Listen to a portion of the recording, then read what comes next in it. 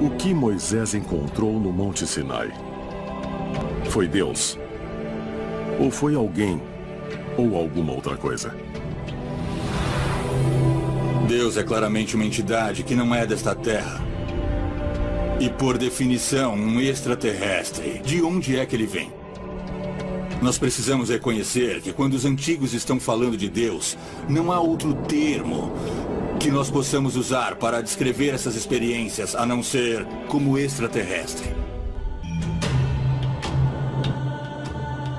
Nos textos antigos da Suméria, existem descrições de seres que desceram dos céus e que se chamavam Anunnakis. A palavra Anunnaki significa aqueles que vieram dos céus. Ela diz, literalmente, que esses seres desceram dos céus em veículos voadores. E nós encontramos descrições e também imagens dos Anunnakis. E podemos vê-los em estátuas e em gravações.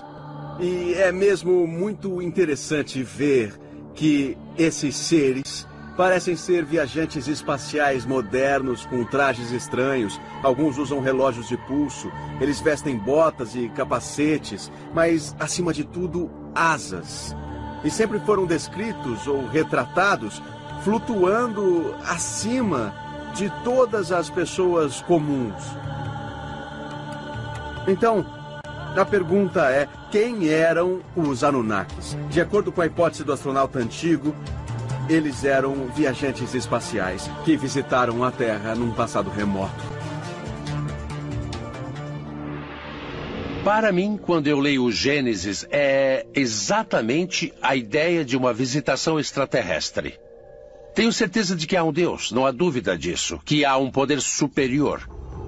Mas em algum ponto da história, extraterrestres vieram a este planeta, nos criaram, talvez até terraformaram o planeta para que fosse adaptável à vida.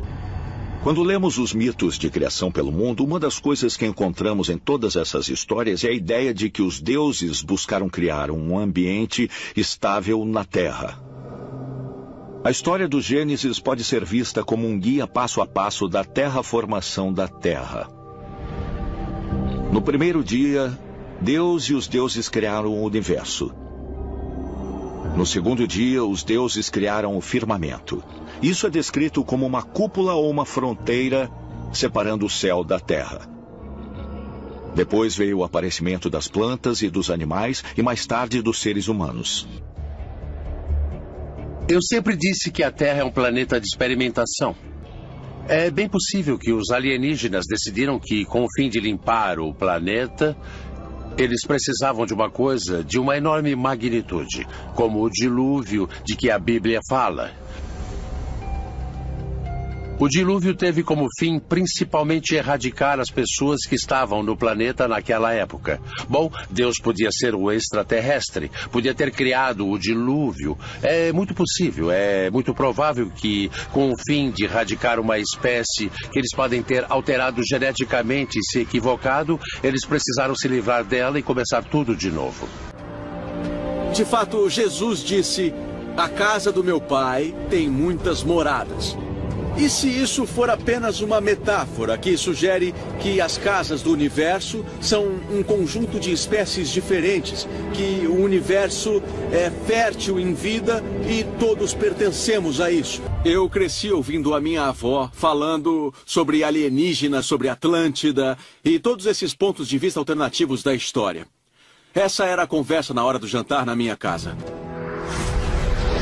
Isso significa que a criação é ainda mais magnífica do que nos disseram. Porque o divino está permeado através de todo o universo, não só no planeta Terra. Eu acho que é possível que alienígenas antigos tenham visitado o nosso planeta, porque para nós céticos tudo mudou. Por exemplo, nos últimos 12 anos nós olhamos o pequeno caminho do nosso sistema galáctico e até agora encontramos 3.000 planetas. Quando extrapolamos essa possibilidade por todo o sistema galáctico, é estimado que deva haver bilhões de planetas só em nossa galáxia. Então as chances de encontrar vida são extremamente altas. Mas tenho que dizer uma coisa. Se nós podemos ir até lá, por que eles não podem vir até aqui? Precisamos estar abertos para essa possibilidade que a vida neste planeta foi ligada a seres extraterrestres. Por séculos, arqueólogos, teólogos e estudiosos debatem o local e até mesmo a existência do maior de todos os mundos perdidos. O Jardim do Éden da Bíblia. Foi aqui, de acordo com o livro hebraico de Gênesis, que um paraíso uma vez existiu. Um paraíso onde os primeiros seres humanos, Adão e Eva, foram de fato criados por Deus. Quando nós olhamos para o Jardim do Éden, sabemos que há de fato uma descrição física de onde ele era. É dito que 4 rios específicos saíam dele, ou de perto dele. Então podemos de fato procurá-lo. 2 destes rios, os rios Tigre e Eufrates, são bem conhecidos. Eles correm por onde é hoje o Iraque. Os outros 2 rios descritos não são bem conhecidos. Os pesquisadores agora acreditam que o terceiro rio, conhecido como o Rio Karun, atravessa o Irã e se junta ao Eufrates ao norte do Golfo Pérsico. Então, em 2010, imagens de satélite revelaram um rio fóssil, ou um leito seco de rio chamado Wadi Baton, que uma vez fluiu pelo norte da Arábia e também se juntou ao Eufrates. Poderiam esses 2 rios ter sido o local dos rios Pison e Gion? Os rios perdidos mencionados na Bíblia que apontam para a localização real do Jardim do Éden? No livro de Gênesis tem um trecho que diz que 4 rios formam um rio. Então, uma leitura muito atenta indica que quando você junta os 2 rios que estão hoje no Iraque, o Tigre e o Eufrates, com o rio que está no Irã, o Karun, e o rio fóssil na Arábia, você forma um rio, sendo esse o local aproximado ao norte do Golfo Pérsico.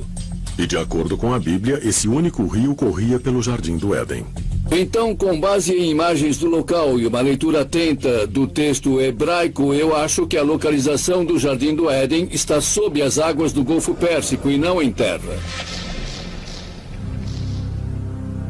Os cientistas acreditam que durante a última idade do gelo, as calotas polares tinham 3 quilômetros de altura. E o nível dos oceanos era 50 metros mais baixo do que é hoje. Estudos recentes sugerem que a área do Golfo Pérsico teria sido uma planície seca e fértil do tamanho da Inglaterra, oferecendo um refúgio ideal para alguns dos primeiros humanos fora da África, cerca de 75 mil anos antes. Mas como as calotas polares derreteram ao longo de milhares de anos, as águas do que agora o Oceano Índico inundaram a Terra e formaram o Golfo Pérsico. Durante esse longo período, houve pelo menos 3 episódios de inundações muito importantes, onde você veria uma subida de 9 a 12 metros do nível do mar, da noite para o dia. Será que uma grande inundação, talvez a descrita na história bíblica da Arca de Noé, foi mesmo a responsável pelo desaparecimento do chamado Jardim do Éden? Mas que a prova pode ser encontrada ao se estudar textos sumérios antigos. Mesopotâmia. A mais antiga civilização conhecida da Suméria é de 5.000 a.C. e seu primeiro assentamento no sul da Mesopotâmia foi chamado Eridu. Os sumérios antigos têm uma história maravilhosa. Eles acreditavam que viviam em uma área que era mais ao sul da Suméria da época. E nós sabemos disso porque eles disseram que saíram do mar. Escritos cuneiformes antigos que sobreviveram em tábuas de argila sugerem que os sumérios foram levados para Eridu por seu deus Enki. Os textos cuneiformes também descrevem uma raça alienígena chamada Anunnaki, que veio à Terra e criou o primeiro homem moderno.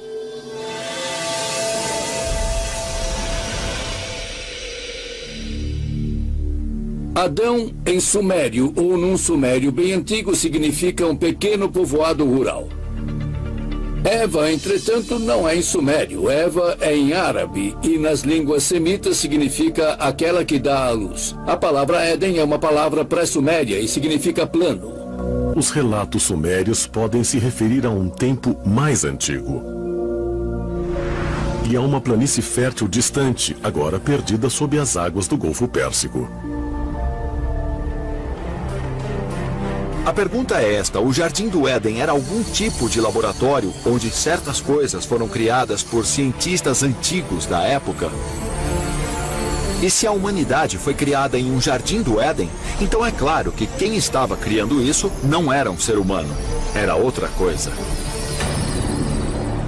Então é possível que o Jardim do Éden estivesse localizado aqui no planeta Terra? Sim. Mas era uma localização geográfica específica?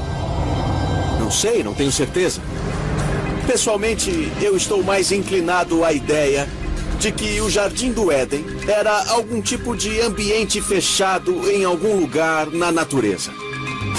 Mas com certeza era algum tipo de laboratório, de onde se originou o homem moderno. É realmente possível que os primeiros seres humanos fossem criados por seres extraterrestres no que é referido na Bíblia como o Jardim do Éden? Se assim for, a prova existiu o tempo todo nas tábuas de pedra cuneiformes dos sumérios antigos? Para alguns, as respostas para essas perguntas podem estar na história da origem da primeira civilização da Terra.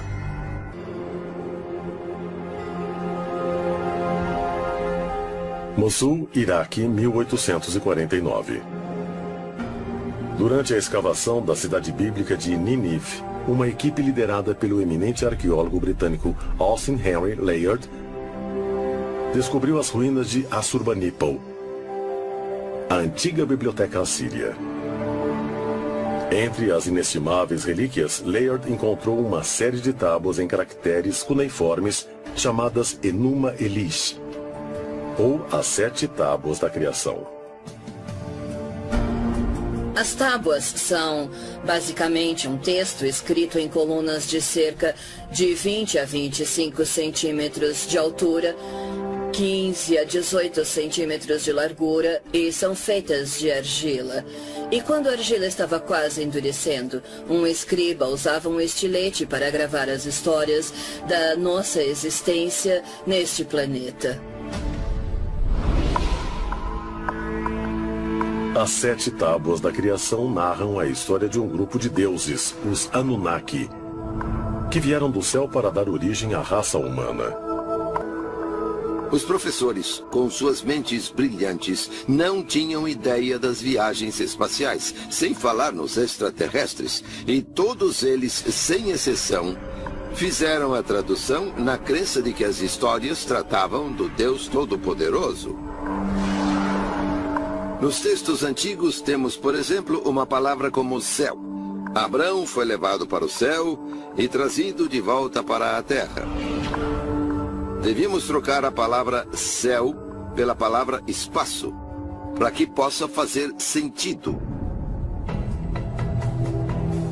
A partir do que dizem ser uma tradução mais correta desse mito da origem, segundo pesquisadores, os sumérios tinham vários mitos envolvendo o planeta Marte, como o de que os Anunnaki usaram Marte como base para vir para a Terra.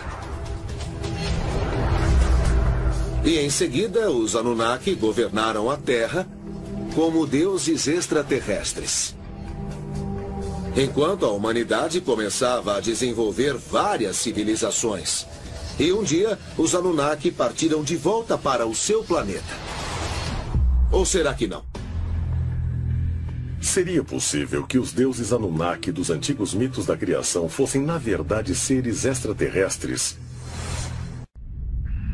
As antigas escrituras nos dizem, por exemplo, que existem 400 mil espécies humanoides espalhadas por todo o cosmos, em diferentes planetas, sistemas solares e até mesmo dimensões. Mas onde estão esses alienígenas? Hoje, os cientistas de todo o mundo pararam de esperar. Estão agindo para encontrar vida extraterrestre inteligente. Será a tecnologia capaz de comprovar o que nossos ancestrais acreditavam milhares de anos atrás? A maioria dos cientistas da NASA concordam que explorações futuras do espaço vão descobrir vida em outros planetas. Mas elas também poderiam revelar provas de que os deuses da antiguidade eram, na verdade, extraterrestres. Os antigos egípcios acreditavam que de Sírius e de Órion vieram seres na forma de humanos, Osíris e Ísis, que incitaram a raça humana.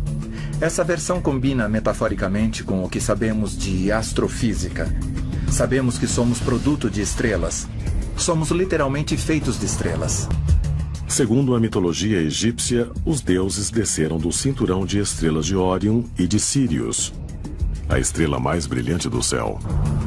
Sírius e Órion são de grande importância, porque representam Ísis e Osíris, o deus e a deusa de quem a civilização egípcia e, afinal, qualquer civilização humana nasceu. Então, para os antigos egípcios, Osíris era Órion. A constelação era a personificação do grande deus Osíris, que estava sempre acima de nós, nos olhando de cima para baixo e sempre nos julgando. Afinal, era ele a decidir se teríamos a vida eterna ou se seríamos reciclados de volta à massa espiritual para começar tudo de novo. Para os antigos egípcios, era muito claro que Órion se ligava com a criação. Especificamente a criação mágica. Se aceitarmos o que nossos ancestrais diziam, vemos a verdade que Órion representa. E isso tem a ver com a criação mágica. E criação, naquele tempo, se ligava aos deuses. Órion e Osíris eram iguais no Antigo Egito. Os egípcios acreditavam que Osíris iria retornar de Órion um dia. Cada cultura da antiguidade tinha esse conceito de que alguém vai retornar um dia. Ainda esperamos o retorno de alguém.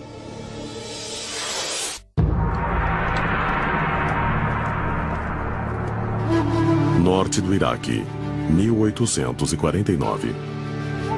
Na margem esquerda do rio Tigre, perto da cidade de Mossul, uma equipe de arqueólogos do British Museum descobre milhares de placas de argila contendo escrita cuneiforme, que eles acreditam terem sido escritas por sacerdotes babilônios no século VII a.C. Entre as placas encontradas estavam duas misteriosas relíquias que se tornaram conhecidas como catálogos babilônicos das estrelas. Segundo traduções do antigo texto, essas placas descrevem o exato movimento de vários corpos celestes, hoje conhecidos como o Zodíaco. Sabemos muito da história da Babilônia por causa dessas escavações e de terem também decifrado muitas das placas com textos cuneiformes. São textos impregnados de uma visão religiosa da vida e, intrínseco à religião deles, estava a devoção a deuses dos planetas e das várias constelações. Isso é o que se chama de religião cósmica. Segundo alguns pesquisadores, as placas de argila são a prova de que a antiga civilização babilônica recebeu conhecimento celeste de viajantes estelares. Os catálogos babilônicos das estrelas são uma interessante coleção de informações com acuradas fórmulas matemáticas, distâncias entre planetas, conhecimentos esotéricos que uma civilização primitiva realmente não poderia ter. Isso levanta a questão de como obtiveram essas informações e para que as utilizaram. Teriam sido dadas a eles por extraterrestres que eles tomaram por deuses?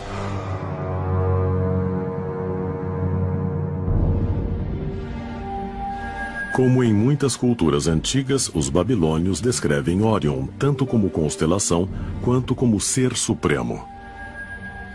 Nos escritos deles, Órion é chamado de o leal pastor dos céus e o Deus-chefe de reinos celestes. Seriam esses registros mais uma prova que liga o homem a seres extraterrestres? Para os babilônios, a constelação de Órion era chamada Sipasi-Ana, que quer dizer pastor de Anu. Normalmente traduziríamos isso por pastor do céu, porque Anu era visto como Deus do céu. Se voltarmos ainda mais, vamos achar uma antiga representação de Órion em forma que mais parece um pássaro e com referência a ele como mensageiro. Será possível que o que temos aqui é uma descrição rudimentar de um tipo de dispositivo de comunicação interestelar? Estariam os católicos babilônicos potencialmente documentando uma antiga estação espacial extraterrestre orbitando a Terra, habitada por antigos alienígenas vindos de Órion?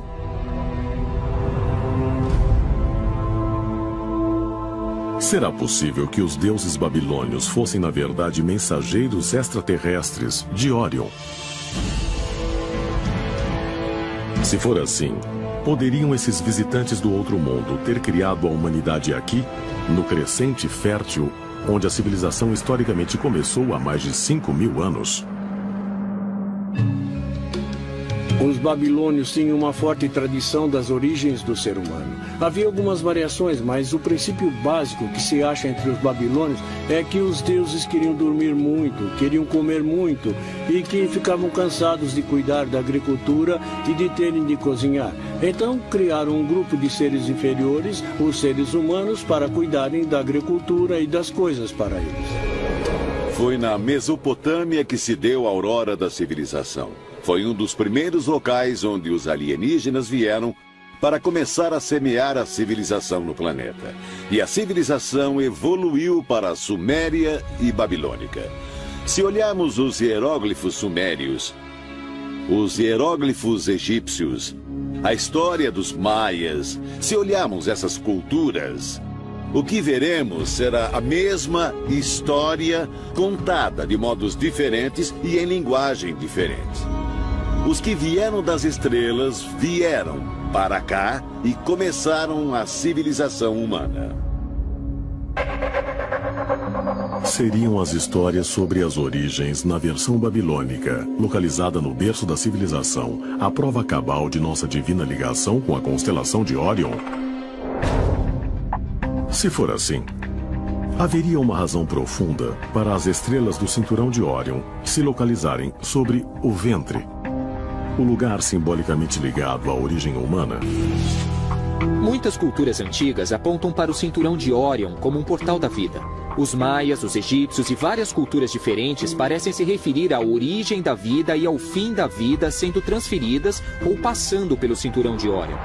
Haveria um tipo de semeadura da vida aqui na Terra e uma conexão com a constelação de Órion. Parece que havia uma consciência geral nos povos da antiguidade.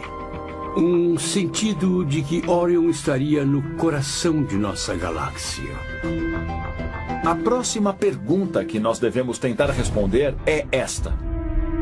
É possível que esse lugar, que é nascedouro de estrelas, também nos permita estabelecer algum tipo de conexão com outras criaturas inteligentes de fora desse universo?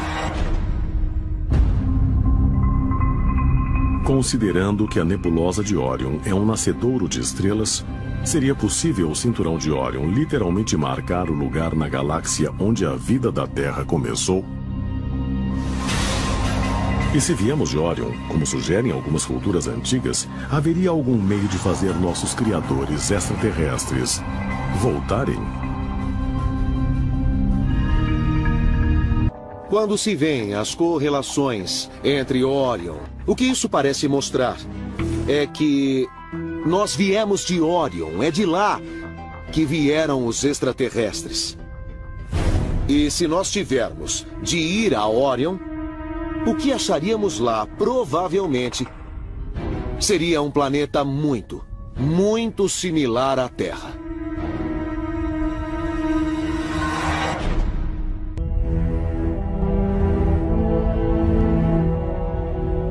11 de janeiro de 2006.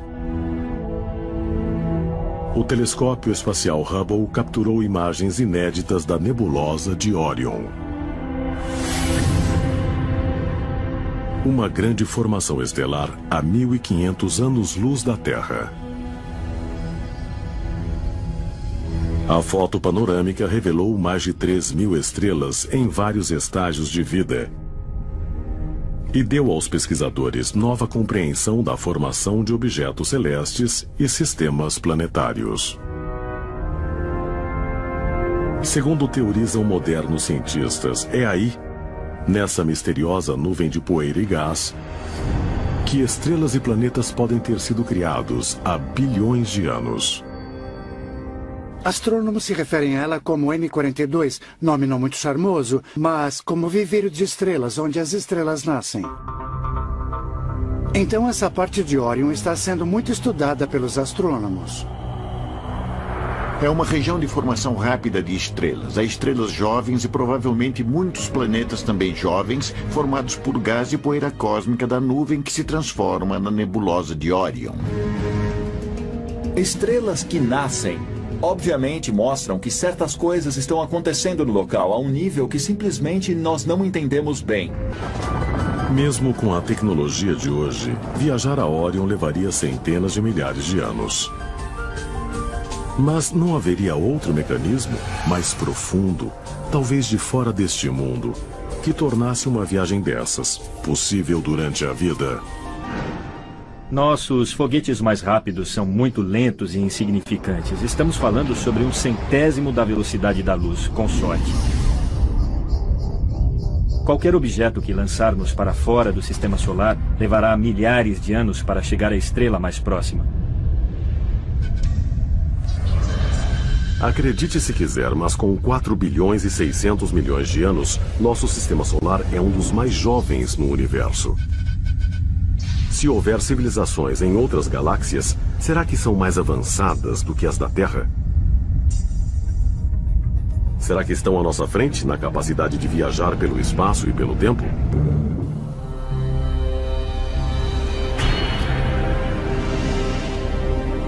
Eu acredito na viagem no tempo. Acho que nada vai ser impossível para nós no futuro. Mesmo o que achamos uma loucura total vai acontecer. O que quer que os humanos venham a pensar, calcular e até fantasiar, um dia vai se tornar realidade. Às vezes eu me pergunto se esses OVNIs não são de viajantes do tempo, da nossa própria espécie do futuro. E se for assim, como chegaremos lá? E o que ou quem vamos encontrar quando chegarmos?